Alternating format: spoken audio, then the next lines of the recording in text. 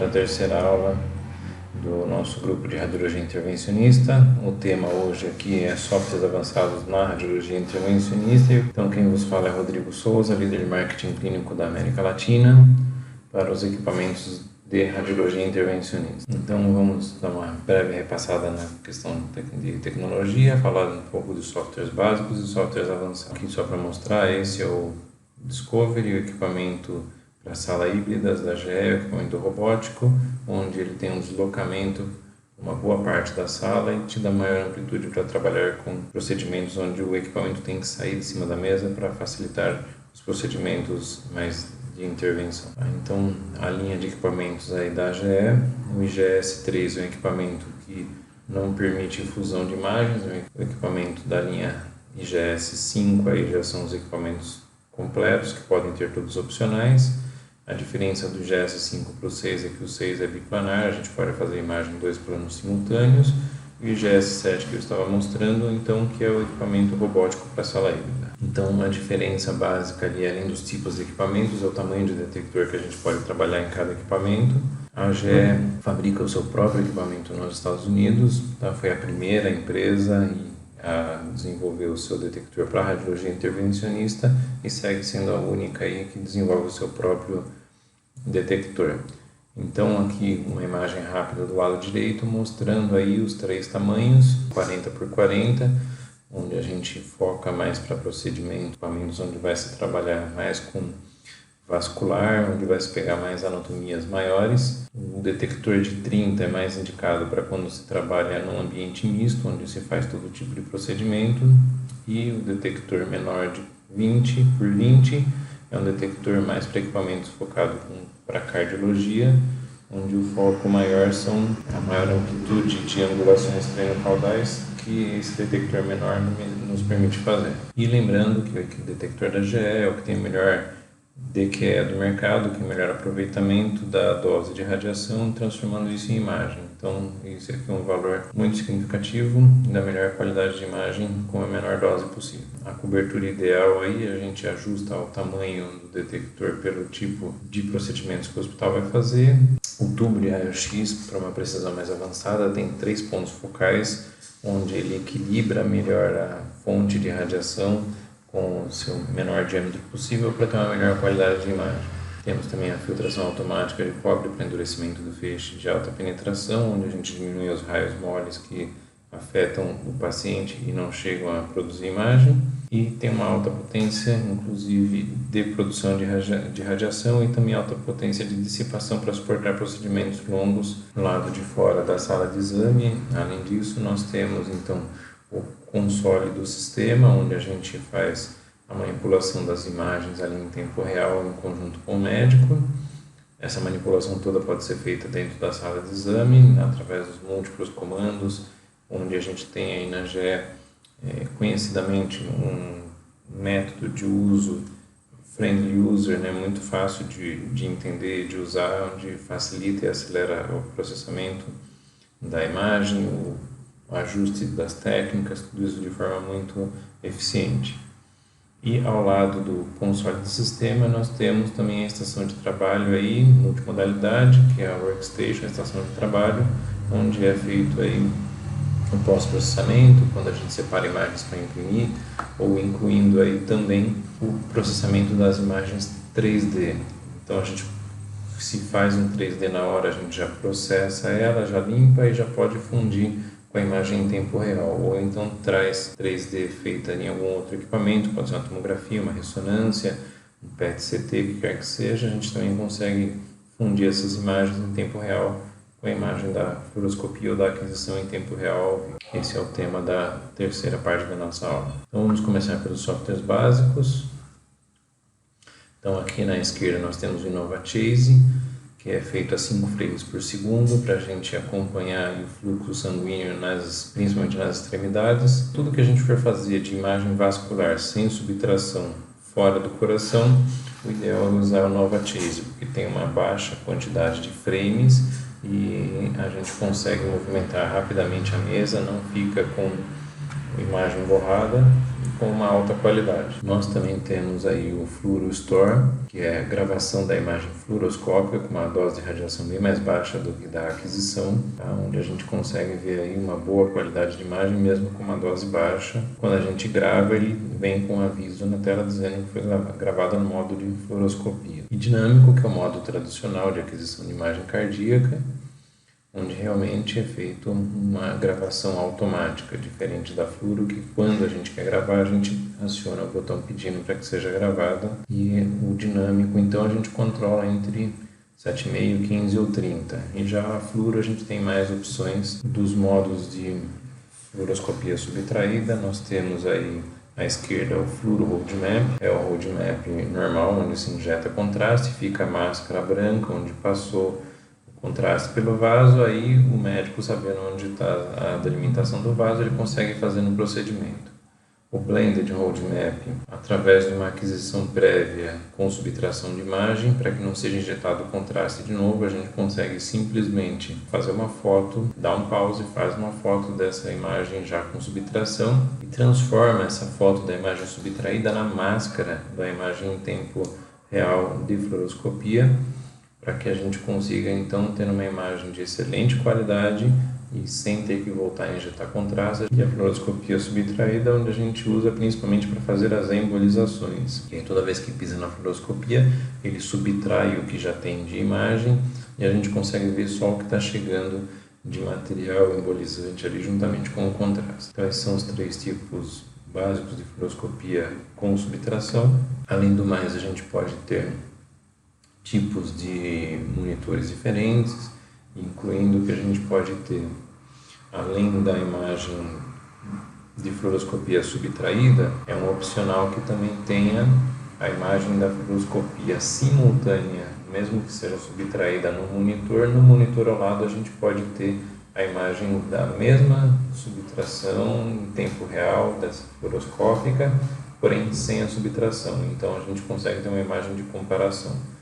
E quando não, quando está se trabalhando com só um monitor em tempo real, o que a gente pode fazer, caso necessário, é diminuir um pouco a máscara para que consiga enxergar um pouco o osso no fundo, caso isso seja necessário. O stent vis, então, é a ferramenta que a gente usa para visualizar um stent após colocado, para ver se realmente ele está bem expandido.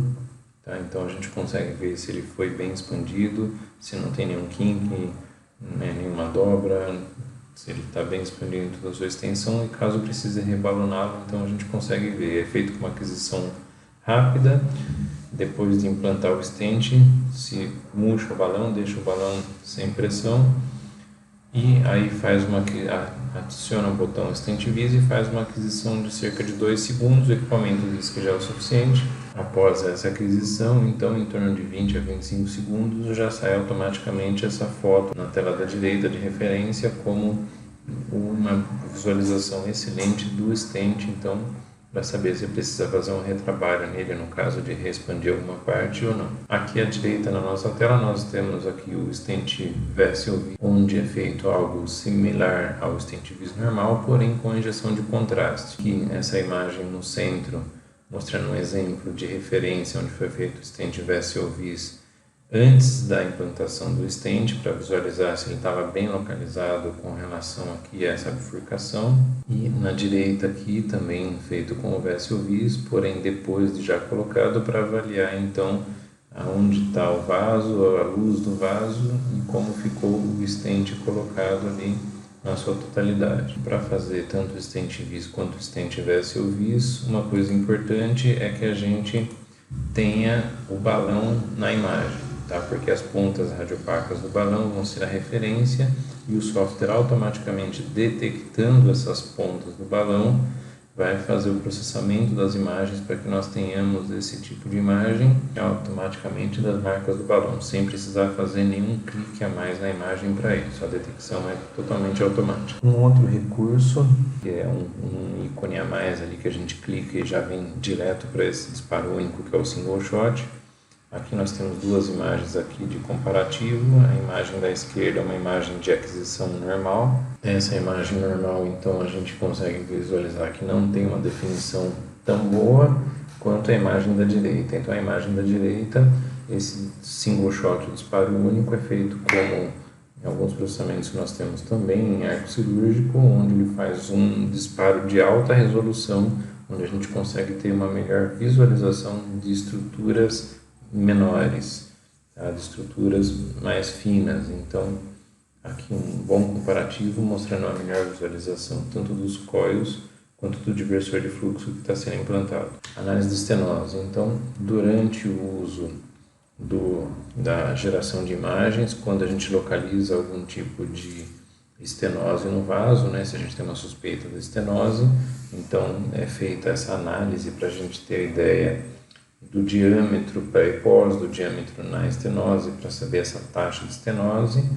e o comprimento que seria ideal para se colocar um stent aí. Para fazer essa análise, nós temos todos esses valores, onde o médico em tempo real ali consegue delimitar o diâmetro e o comprimento do stent e por essa medida muito precisa e confiável ele já consegue então escolher o material de implante e realmente implantar esse stent ali na hora, diretamente na sala de exames pelo InovaTouch, quando ele tem esse recurso do InovaTouch, ou então pelo menos ele pode ser feito no computador principal e ou também na workstation, na estação de trabalho. Então são etapas diferentes ou formas diferentes de se fazer o mesmo tipo de análise, onde então a gente pode fazer, a gente dá a opção de que isso pode ser feito diretamente então na sala de exame, geralmente pelo próprio médico ali que já está fazendo o procedimento pode fazer por ali, ou quem estiver auxiliando ele na sala de controle pode fazer isso principalmente na workstation, porque não vai estar atrapalhando a dinâmica do exame e faz isso muito rápido numa tela separada e mostra essa imagem diretamente na tela do médico também, através do processamento pela workstation. A análise de ventrículo, ainda em muitos casos é a necessidade de fazer essa análise do ventrículo, onde nós temos então esse software dedicado a isso, pode ser feito tanto no DL, que é o computador principal, quanto na workstation.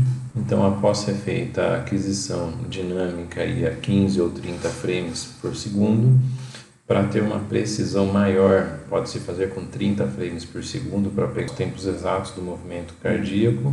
Primeiro achar uma diástole, da diástole a gente faz uma pausa na imagem, habilita aqui o desenho de traçar diástole, a gente não vai pegar a região da válvula e vem descendo fazendo cliques, então seguindo a borda do coração nessa diástole, terminando, aproveitando o mesmo ciclo cardíaco, a gente vai passando imagens para frente até chegar na diástole, né, onde tem o diâmetro mínimo, ativa então o segundo ícone aqui embaixo, vai fazendo o desenho clicando nas bordas, terminando isso, a gente clica para gerar os dois relatórios, relatório de fração de ejeção global e movimento parietal. O importante é que para a gente ter todos esses valores aqui, nós precisamos lembrar que quando se cadastra o paciente tem que colocar peso e altura dele, porque aí colocando peso e altura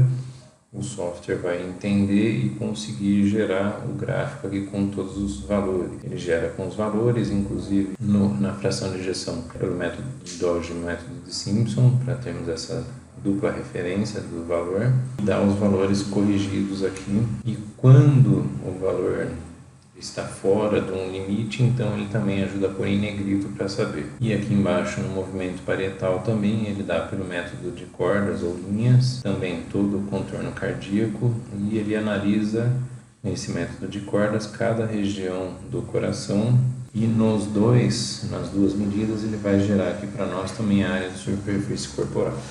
Uma outra forma de imagem cardíaca para tentar diminuir um pouco a quantidade de projeções cardíacas, já que teoricamente pela literatura se fala que para fazer uma cineangiocoronariografia deveria ser utilizado cerca de 8 projeções para pegar todas as partes das principais artérias coronárias.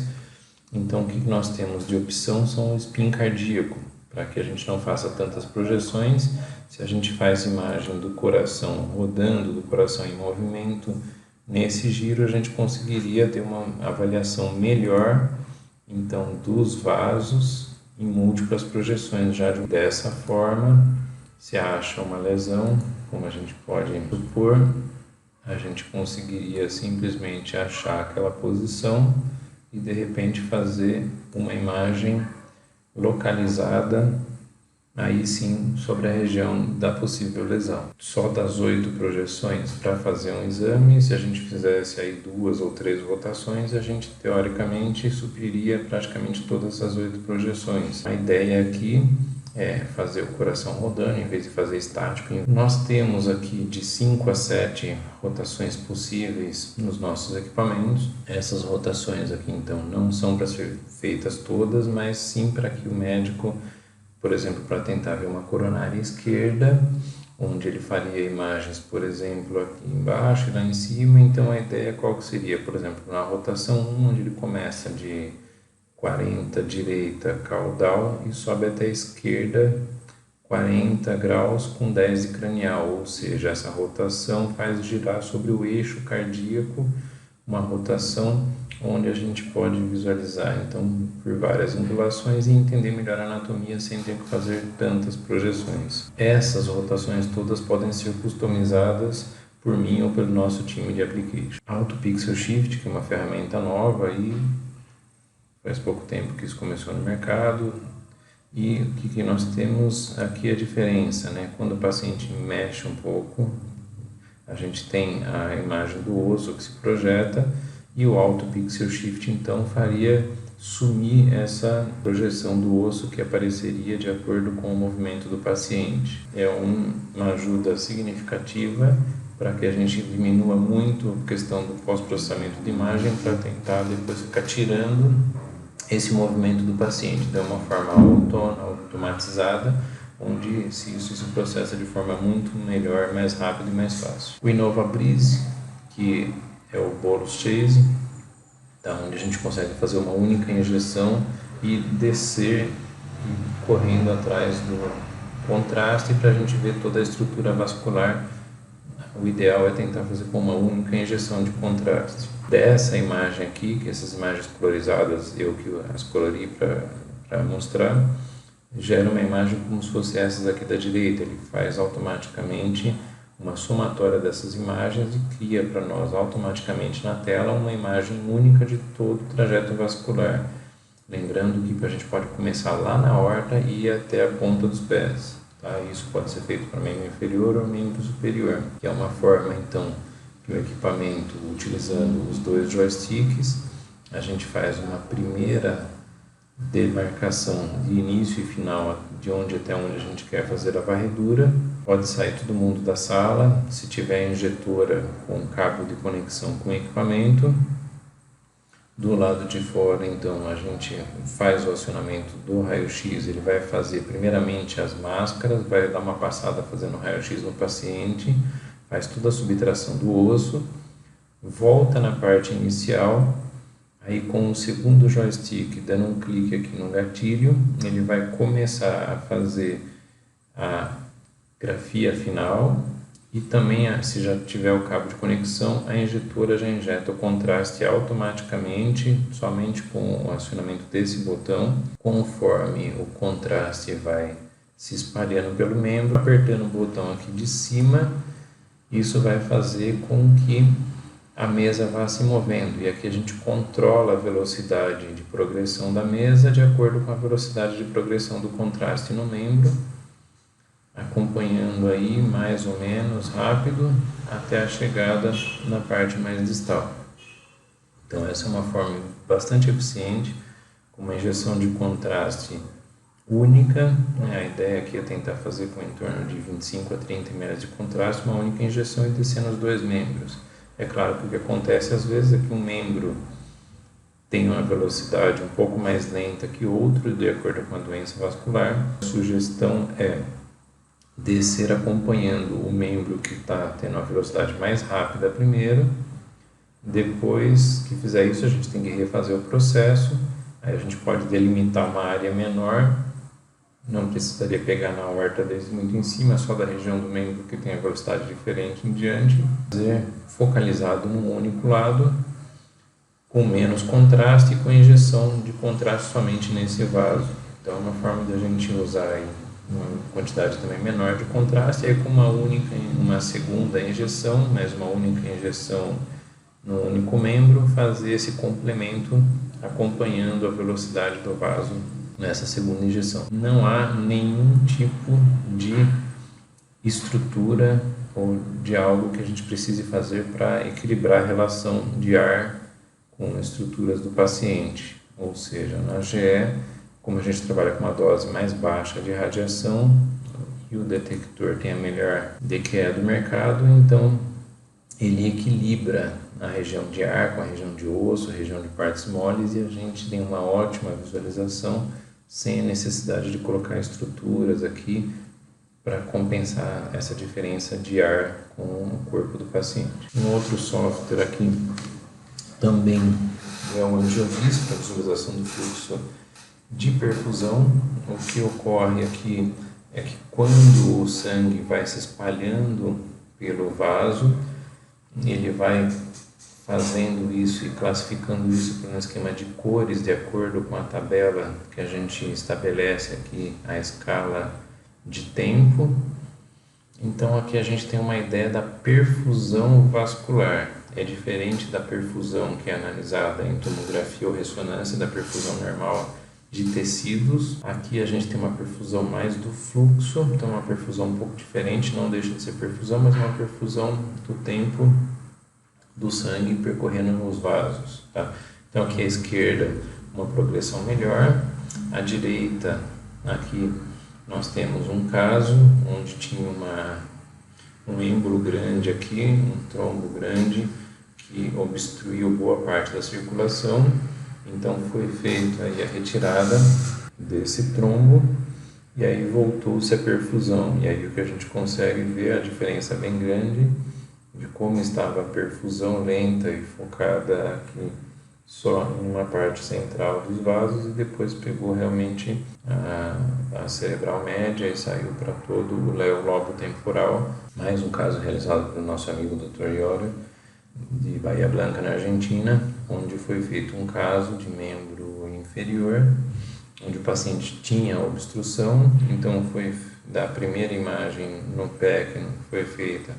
Nós fizemos aqui o Angiovis e avaliamos aqui uma perfusão nitidamente mais fraca, simplesmente balonamento de duas regiões aí dos vasos acima do membro inferior aqui, na região poplítea e outro mais para cima, onde já melhorou a perfusão.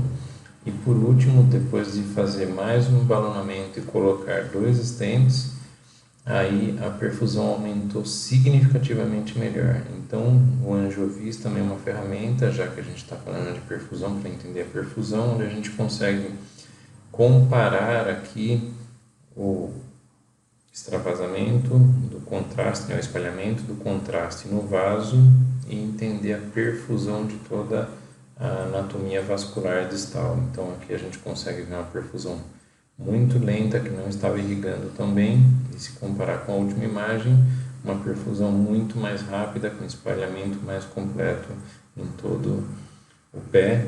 Aqui um exemplo da aquisição 3D, tá numa sala de intervenção, então, para a gente ver aqui bastante cheio de acessórios, como é comum, dupla proteção de escudo de radiação, como a gente pode fazer o controle totalmente por fora, então os operadores, o médico podem ficar do lado de fora, como o paciente geralmente está sedado, ele pode ficar sozinho, então é uma aquisição onde se tem um nível mais alto de exposição de radiação e não fica ninguém dentro da sala recebendo essa radiação.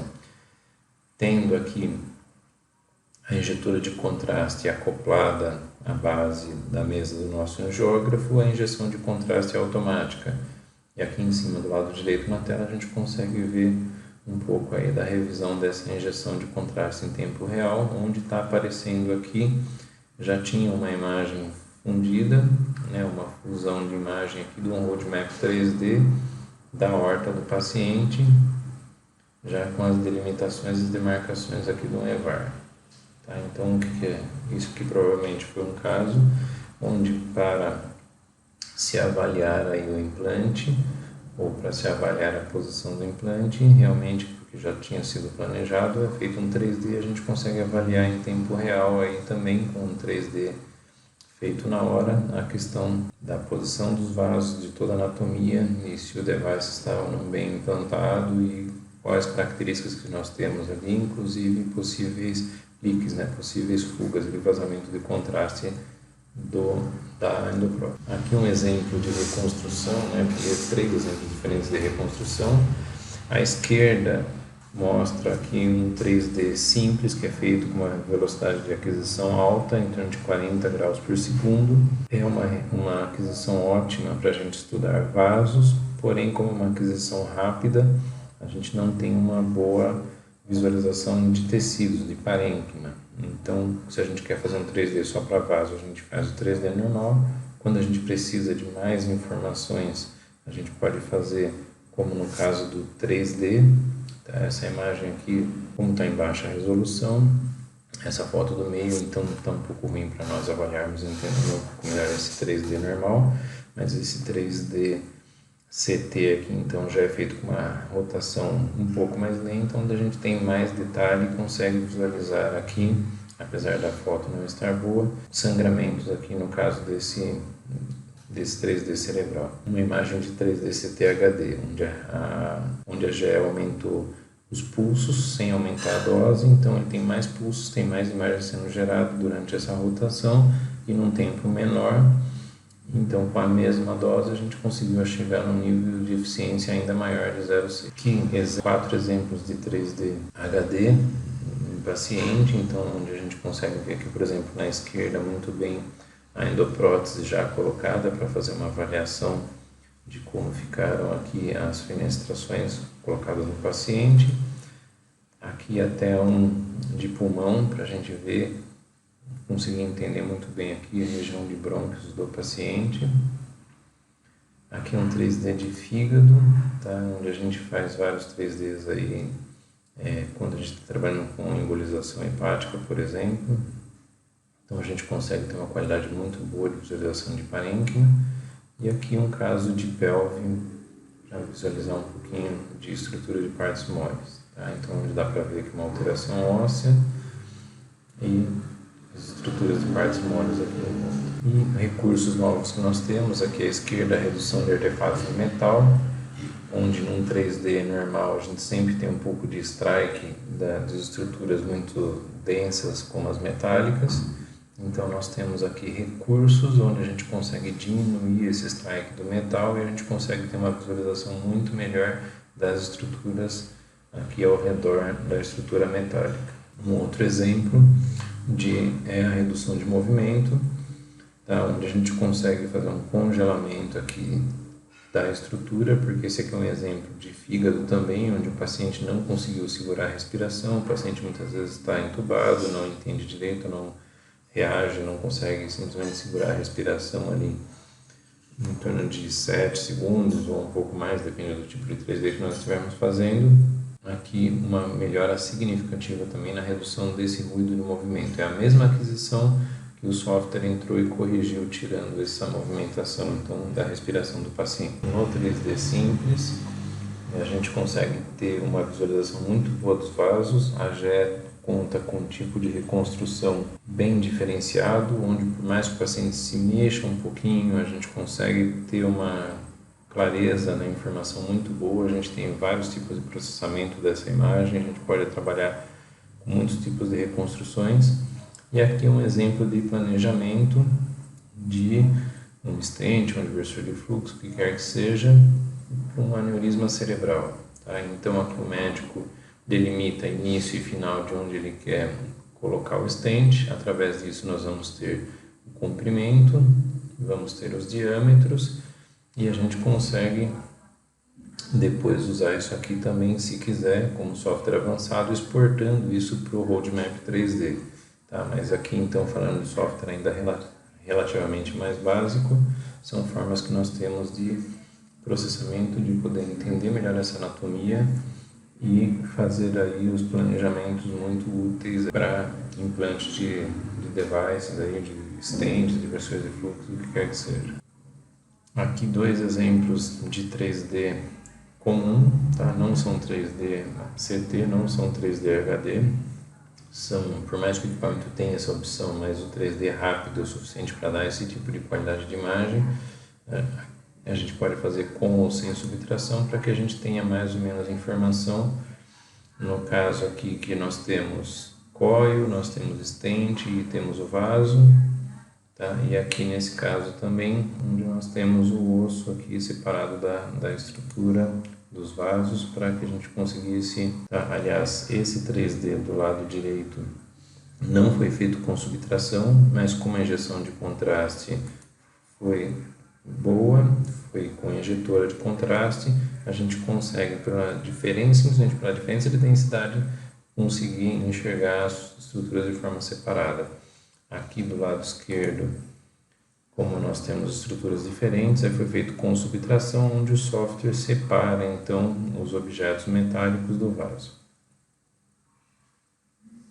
Aqui um outro caso, onde foi feito 3Ds, dois 3Ds, um deles com subtração, e aqui fundindo os três volumes, a gente consegue entender aqui então os coils e os vasos,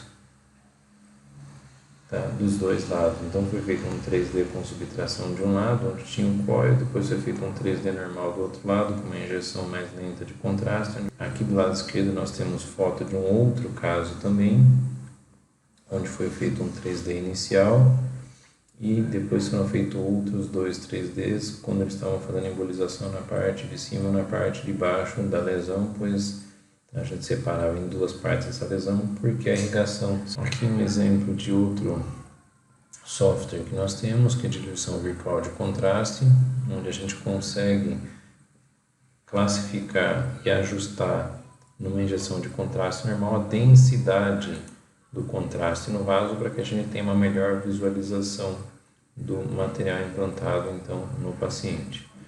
Aqui outros casos aqui de diluição virtual de contraste, onde a gente arrastando o mouse para um lado ou para o outro, a gente consegue uma quantidade de contraste no vaso maior ou menor para que a gente consiga entender a relação do diversor de fluxo nesse caso com a parede do vaso. Agora vamos falar um pouquinho de softwares avançados.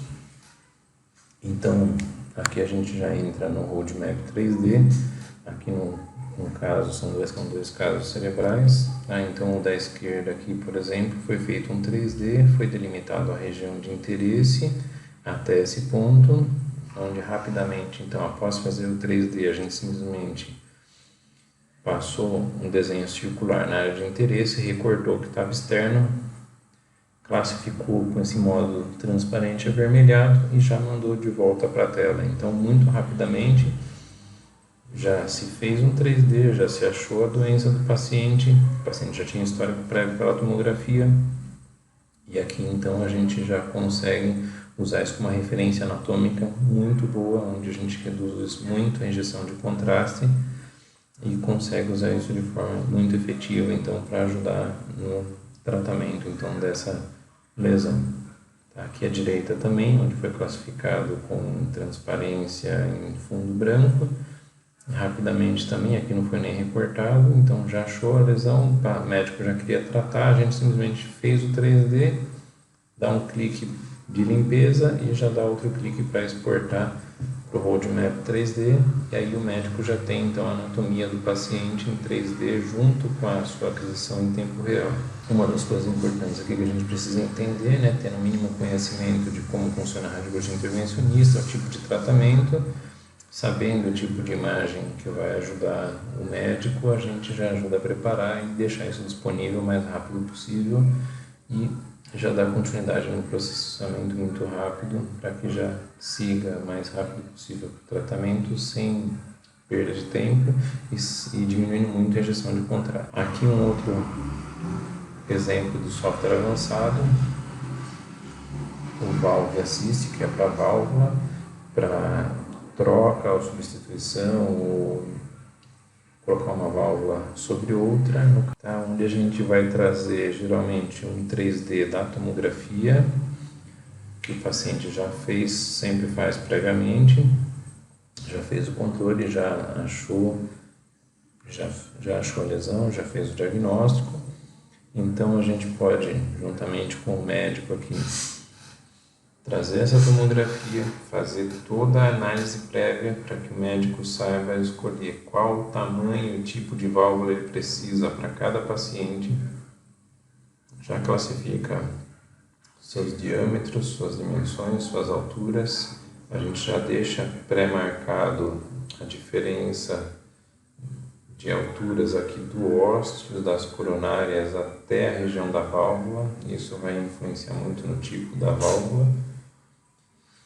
E já deixa isso salvo para no dia que o paciente vem para fazer então a troca da válvula, a gente simplesmente funde essa imagem tomográfica em tempo real com a imagem da fluoroscopia ou da aquisição de imagem em tempo real, e aí a gente tem um controle muito efetivo. A gente vai trabalhar sempre, esse aqui é um anel, apesar de estar parecendo quase como uma linha, mas a gente sempre trabalha com ele, com esse anel em perfil, para que o médico saiba a posição exata com que ele tem que depositar a válvula. Então aqui no caso do Valve Assist, um pouco aqui do planejamento que é feito todo antes aqui, onde a gente pode planejar não só a válvula, mas pode fazer a análise de toda a aorta, inclusive de qual lado é melhor para acessar esse trajeto vascular para chegar lá no implante da válvula.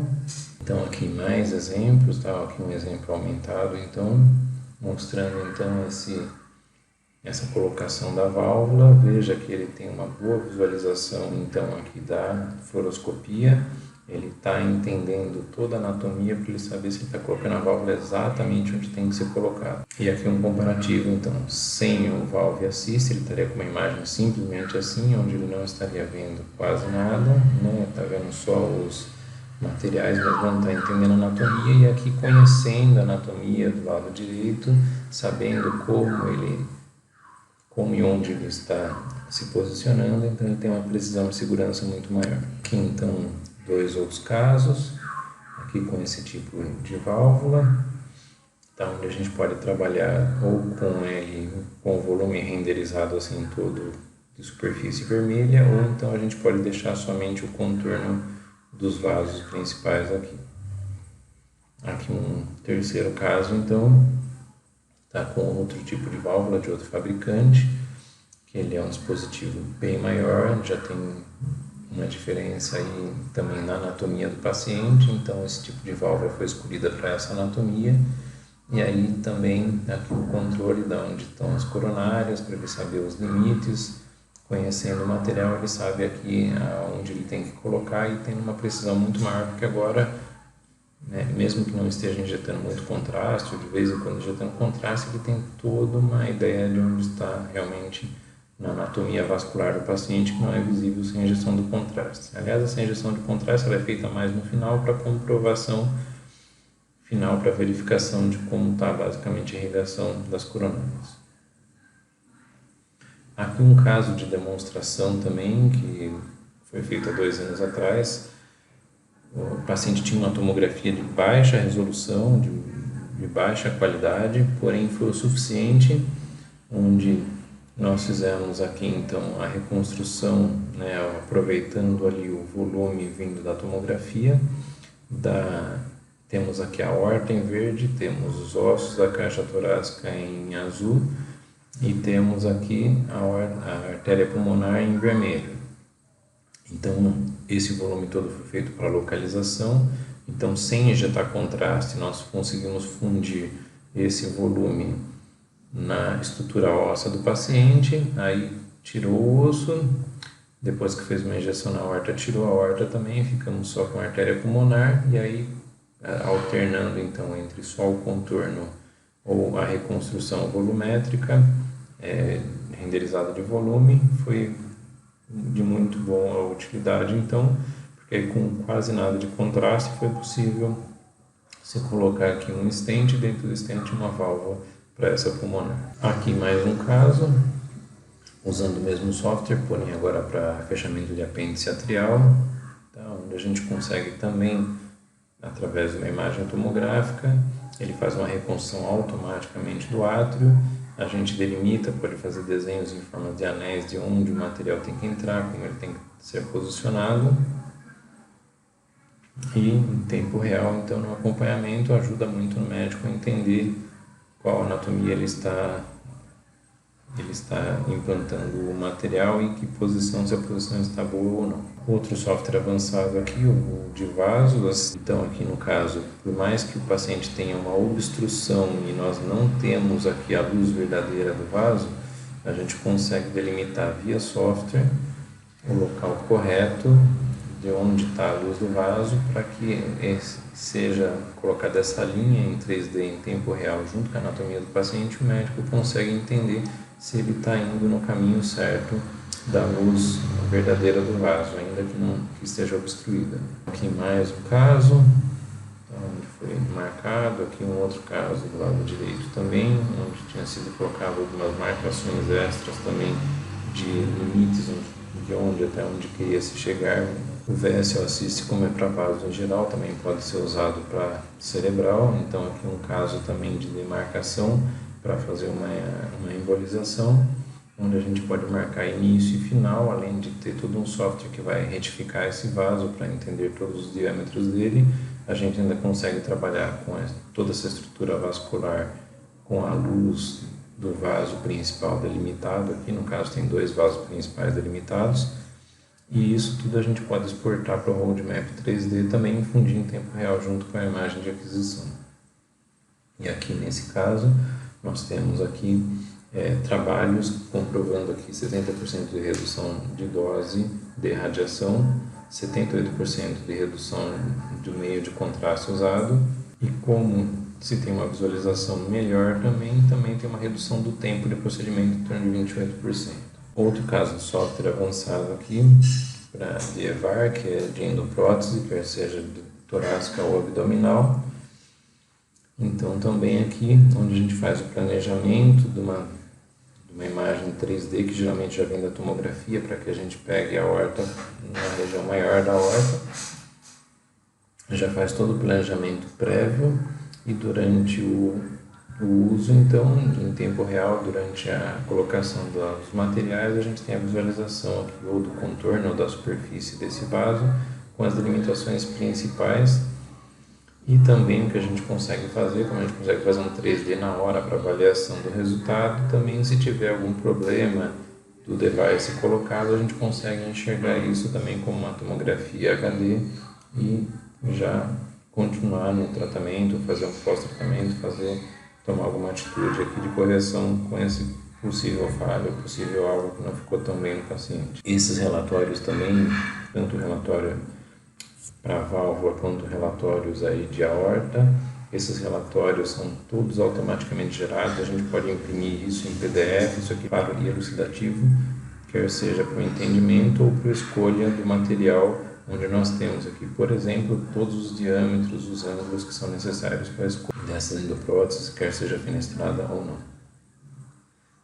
Aqui um outro exemplo aqui, realizado aqui no Brasil, de uma tomografia também, onde o software automaticamente aqui já retirou a mesa, aí clicando para localizar a aorta, ele já nos trouxe a aorta, foi feito só um pequeno ajuste, e a luz verde, essa linha verde é a luz do vaso real, não é a luz da região aneurismática. Então também isso aqui ajudou muito o médico na hora do tratamento para entender se ele estava seguindo o caminho correto, e durante o procedimento foi usado quase todo o tempo aqui só o contorno do vaso, fundido com a anatomia em tempo real, mas também algumas vezes eu coloquei aqui o vaso todo em superfície para o médico entender um pouco a questão das diferenças de localização das ramificações aqui no paciente. Um outro software avançado, o Needle Assist,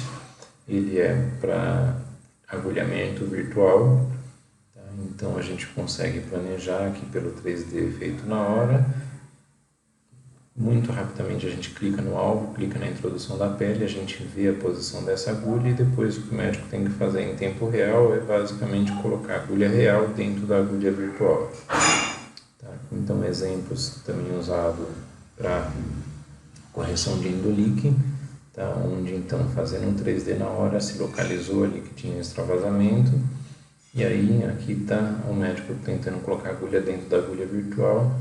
Aqui um planejamento pelo corte axial. Aí aqui mais um caso ósseo mostrando aqui biópsia de coluna e de sacro, né, onde realmente a gente delimita muito rapidamente, faz o 3D, delimita rapidamente o ponto onde está a lesão, o ponto na pele. Essa agulha ela vem assim com pontos verdes a cada 1 centímetro e pontos roxos a cada 2 milímetros, então aqui tem uma precisão muito boa e usando as projeções que o equipamento dá de vista superior e vista de progressão, ajuda muito para que seja muito efetivo esse tipo de biópsia. Aqui um caso de exemplo, onde se foi delimitado aqui onde supostamente seria uma lesão, foi feita a biópsia 2 vezes, não vinha lesão.